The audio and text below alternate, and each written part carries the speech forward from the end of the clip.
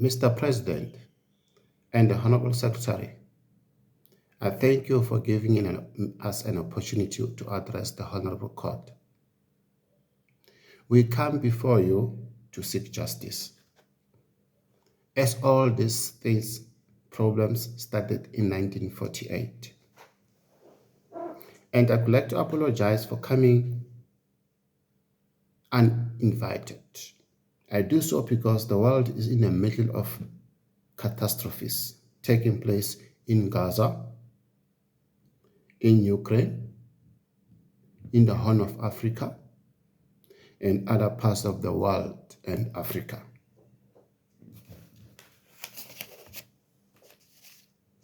I come before you with due respect as a honorable legal practitioner with the right of appearance in the High Court of South Africa, whereby we have a system called case online or cont online.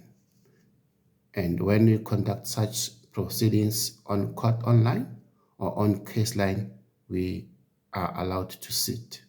Hence, I apologize if I am seated before the Honorable Court. It's not a sign of a disrespect. I appear before you representing two unknown and unfunded non-profit organizations, the People's Forum and Organization for Taxation and Good Governance International, abbreviated as OTAGI, OTAGGI. All of us, we suffer the plight of wars, whether is bombardment of Palestine, which needs ceasefire by yesterday, not in few months' time or tomorrow. Even if the war in Ukraine, Horn of Africa, the DRC, they need to be stopped. And the international organization like the International Court of Justice and the United Nations must play their part. They must show the reason why they exist. All these countries that come before the Honorable Court, they must also look themselves on the mirror. What they do back home. Do they adhere to the principles of human rights? Or their citizens are also suffering in squalors, just like what is happening in Palestine right now. It was touching to see a toddler screaming, crying, shouting out that he needs his leg. He wants to walk. He doesn't worry about what's happening outside. He says, where is my leg? Where is my leg? He wants to walk. He wants to walk. Both Hamas and Israel are engaged in guerrilla warfare, which don't deserve protection in terms of the international law. But that doesn't mean we must not protect their citizens from both sides, citizens of Palestine and citizens of Israel. They are suffering in the grassroots level. It's like when two elephants fight, the grass suffer. Because Hamas infiltrated the communities and Israel armed settlers who occupy Palestine with weapons to intimidate, shoot, and kill vulnerable communities in Palestine.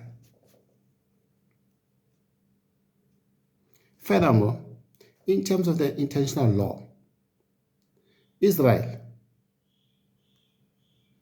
violated international rules by bombarding all over Palestine, including even the journalists and innocent citizens. For argument's sake, when they bombard journalists, where are we going to get the news?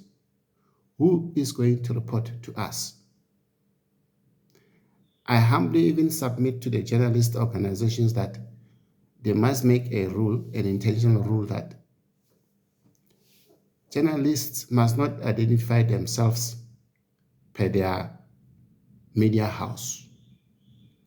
The mere fact that they have a sign to show that they are journalists, and that sign must be internationally recognized, then they must not be shot at or bombarded.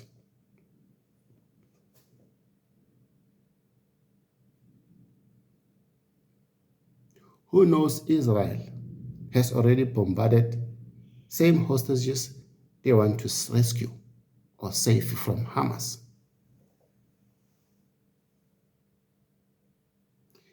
Israel want to permanently occupy Palestine, and they must be stopped now.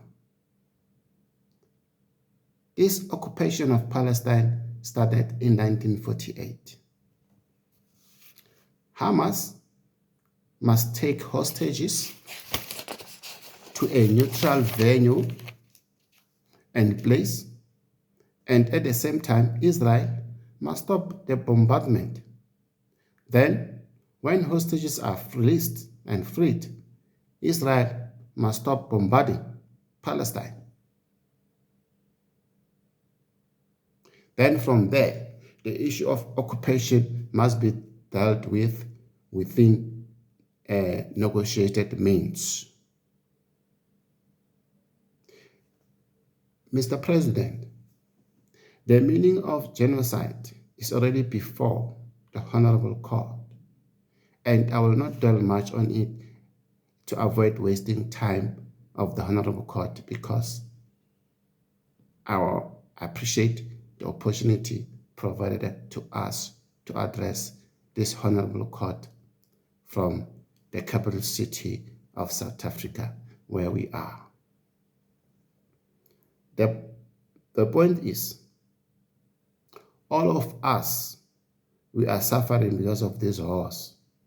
And it was commitment of the international communities during World War II that never again, in inverted commas, never again, after the atrocities of World War II.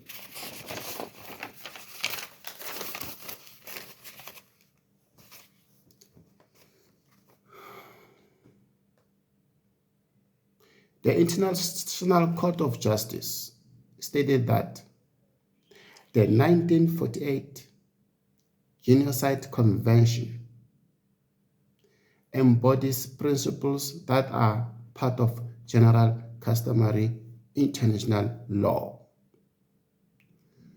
To prohibit genocide, and as such, its obligations are binding on all states, whether or not they have ratified the Genocide Convention or not. So basically it means that this convention binds both Israel and Hamas. If both, they need protection from the international community. I kindly refer to the Honorable Court, Mr. President, to research on guerrilla warfare, on how the international law deal with guerrilla warfare. Israel must be stopped. I thank you.